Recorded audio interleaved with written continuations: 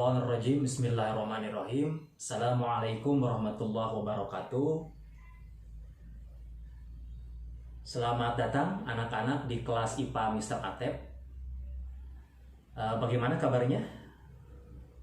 Alhamdulillahirabbil alamin ya. Mudah-mudahan kita tetap dalam kondisi sehat dan walafiat. Kemudian dalam lindungan Allah Subhanahu wa taala tentunya. Baiklah, kita kali ini akan memulai pembelajaran kembali di mata pelajaran ilmu pengetahuan alam kelas 8 di semester genap. Kali ini Bapak akan menjelaskan tentang materi tekanan atau pressure. Baik, sebelum kita mulai pembelajaran, kita berdoa bersama-sama dulu. Robbiz zidni ilman warzuqni fahman. Mudah-mudahan Allah Subhanahu wa taala akan menambahkan ilmu kepada kita dan memberikan pemahaman terhadap ilmu yang akan kita pelajari, dan tentunya mudah-mudahan ilmu ini bisa bermanfaat untuk kita diterapkan dalam kehidupan sehari-hari. Baik, kita mulai saja anak-anak. Tekanan ini nanti materi tekanan ini akan dibagi ke dalam 3 bagian. Ada yang namanya tekanan zat padat materinya, ada yang tekanan zat cair, dan ada tekanan zat gas atau udara. Kali ini Bapak akan menjelaskan tentang materi tekanan zat padat dulu. Baik, sebelum Bapak menjelaskan apa itu tekanan, Bapak akan mencoba memberikan ilustrasi untuk memberikan pemahaman yang lebih baik bagaimana cara memahami tekanan itu. Ilustrasi pertama adalah bayangkan ada 2 ekor hewan. Pertama adalah ayam, yang kedua adalah bebek. Nah, misalkan 2 hewan ini sedang berada di atas sawah. Mereka sedang berdiri misalkan. Nah, coba bayangkan oleh kamu, kaki hewan manakah yang terjerembab lebih dalam di sawah itu? Apakah kaki ayam ataukah kaki bebek? Kira-kira yang mana yang terjerembab lebih dalam? Ayam atau bebek kakinya? Ya, nah ya, yang terjerembab lebih dalam kakinya adalah jika mereka berdiri di atas sawah adalah kaki ayam. Yang kedua, kita ganti hewannya ya. Misalkan ada 2 ekor hewan sama. Yang pertama adalah gajah dan burung. Nah, untuk kasus yang kedua ini antara 2 hewan gajah dan burung ini sama. Kira-kira mereka jika berdiri di atas sawah, kaki hewan manakah yang terjerembab lebih dalam? Apakah kaki gajah ataukah kaki burung? Nah, bagaimana menurut kalian kalau gajah dan burung? Ya, tentunya yang akan terjerembab lebih dalam pada kasus kedua adalah kaki gajah. Nah, itu adalah 2 ilustrasi awal bagaimana kita memahami konsep tentang tekanan. Bapak tambah lagi yang ketiga contohnya. Misalkan ada 2 tumpukan buku. Tumpukan pertama jumlahnya 10 buku. Tumpukan kedua adalah 8 buku. Mana kira-kira tumpukan buku yang mempunyai tekanan lebih besar ke meja misalkan? Apakah yang 8 atau yang 10? Lagi-lagi tentunya jawaban adalah yang 10 buku. Satu lagi, misalkan ilustrasi yang keempat adalah jika 2 orang memakai sepatu. Yang satu adalah memakai sepatu high heels, sepatu hak tinggi. Yang kedua adalah sepatu yang pantopel atau cats. Nah, mana kira-kira yang akan memberikan jejak ya atau tapak ke dalam tanah? Ya, apakah sepatu cats atau sepatu high heels atau sepatu hak tinggi? Tentunya yang akan memberikan jejak karena memberikan tekanan yang lebih tinggi sepatu yang hak tinggi atau high heels tadi. Nah, itulah anak-anak 4 gambaran bagaimana kita bisa memahami konsep tekanan pada zat padat. Nah, dari 4 ilustrasi itu kita bisa menyimpulkan beberapa hal. Contoh pada ilustrasi pertama antara kaki ayam sama kaki bebek. Kenapa kaki ayam yang terjerembab lebih dalam ke dalam sawah itu? Nah, ini adalah karena adanya faktor namanya luas permukaan. Nah, luas permukaan seperti kita ketahui bersama, luas permukaan kaki ayam dan kaki bebek tentunya berbeda. Kaki ayam tentunya luas permukaannya lebih kecil, lebih lancip, lebih runcing. Sedangkan kaki bebek itu relatif lebih lebar. Seperti itu.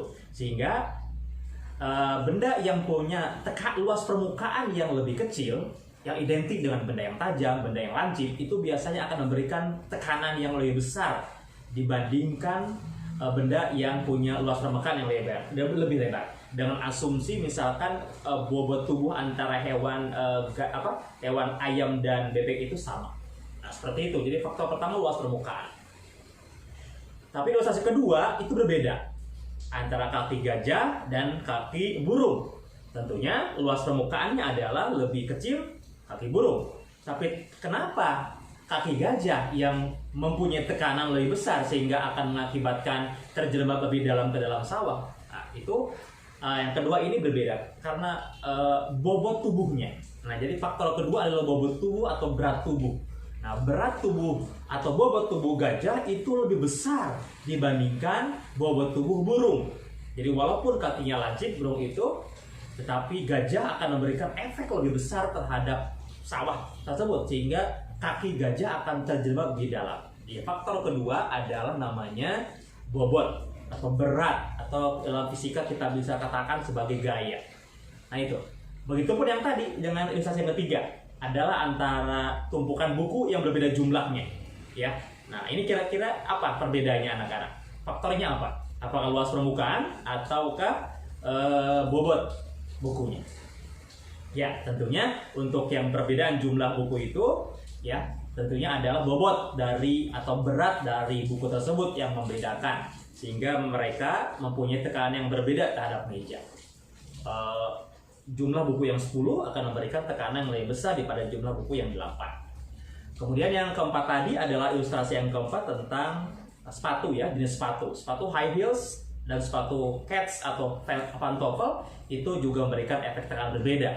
Sepatu cats itu lebih rendah tekanannya karena luas permukaan sepatunya lebar, relatif lebih lebar. Sedangkan kalau sepatu high heels atau tekanan tinggi tinggi, dia punya tekanan yang lebih besar karena ada bagian-bagian yang lancip atau runting sehingga memberikan tekanan yang besar. Nah itu adalah ilustrasi supaya kita bisa memahami lebih baik tentang konsep tekanan terutama pada zat padat. Nah maka kita bisa menyimpulkan bahwa tekanan zat padat itu dipengaruhi oleh dua faktor. Apa saya tadi anak-anak? Ya, yang pertama adalah faktornya adalah luas permukaan. Gitu. Yang kedua faktornya adalah bobot tubuh atau berat atau gaya. Nah itulah dua faktor yang mempengaruhi tekanan zat padat. Maka nanti hubungannya adalah antara luas permukaan dengan tekanan, bobot tubuh atau gaya dengan tekanan itu akan berbeda. Nah maka dibuatlah persamaan matematis atau rumus. Nah ya, jadi rumus untuk tekanan zat padat ini adalah P sama dengan F per A. Nah, jadi P itu adalah lambang dari besaran dari tekanan, dari kata pressure itu tekanan artinya. Kemudian ada F itu adalah dari kata force itu artinya gaya atau berat boleh. Kemudian A itu adalah luas permukaan, ya, atau area dari kata area.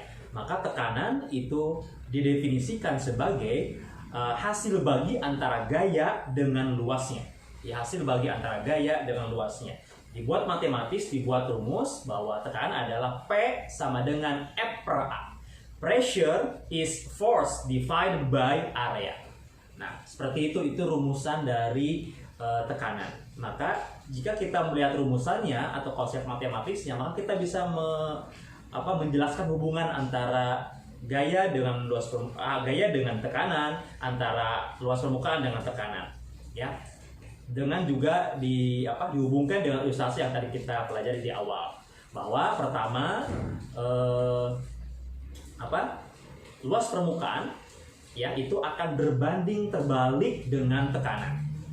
Jika luas permukaannya semakin kecil, maka tekanannya akan semakin besar.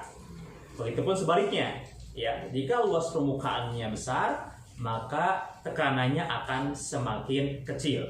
Itu ilustrasi ditunjukkan oleh tadi kasus misalkan antara kaki ayam dan kaki bebek, serta sepatu high heels, hak tinggi, dan sepatu cats atau pantofel. Ya, hubungan yang kedua adalah antara gaya atau bobot atau berat dengan tekanan. Nah, itu hubungannya adalah berbanding lurus, nama lainnya sebanding. Ya, jadi jika gayanya semakin besar, maka tekanannya juga akan semakin besar. Begitupun sebaliknya, jika gayanya semakin kecil, bobotnya semakin ringan, maka tekanannya akan semakin kecil juga, semakin ringan juga. Jadi hubungan antara luas permukaan antara gaya dan tekanan itu berbanding lurus atau sebanding. Nah, itu beberapa hal yang bisa kita dapatkan ya dari konsep tekanan zat padat. Nah, seperti itu anak-anak, definisi, kemudian rumusan dan hubungan antara beberapa besaran-besaran tadi. Nah, seperti itu kira-kira penjelasan dari Bapak. Baik, sebelum kita akhiri pembelajaran bagian pertama ini, kita akan simpulkan beberapa hal dulu. Yang pertama adalah bahwa tekanan zat padat itu dipengaruhi oleh dua faktor. Yang pertama adalah luas permukaan, yang kedua adalah gaya. Yang kedua yang kita bisa simpulkan adalah rumusan atau konsep matematis dari tekanan zat padat adalah P sama dengan F dibagi A. Yang ketiga ada tentang hubungannya. Hubungan antara luas permukaan dengan tekanan adalah berbanding terbalik, sedangkan hubungan antara gaya dan tekanan adalah sebanding atau berbanding lurus. Kira-kira seperti itu beberapa kesimpulan yang harus kalian dapatkan dari pembelajaran kita kali ini. Mudah-mudahan bisa dipahami hal-hal yang Bapak sampaikan. Ya, kita akan nanti bertemu kembali di pembahasan selanjutnya. Baik, sebelum kita akhiri pembelajaran ini, kita berdoa dulu. Semoga yang tadi kita pelajari bisa bermanfaat bagi kita dan kita diberikan pemahaman atas ilmu yang kita tadi pelajari. Kita tutup dengan baca hamdalah dan doa kafaratul majlis. Alhamdulillahirabbil alamin. Subhanakallahumma wa bihamdika asyhadu an la ilaha illa anta astaghfiruka wa atubu ilaik. Sekian, terima kasih. Kita akan berjumpa kembali pada materi pembelajaran berikutnya. Tetap semangat belajar ya. Sekian. Assalamualaikum warahmatullahi wabarakatuh.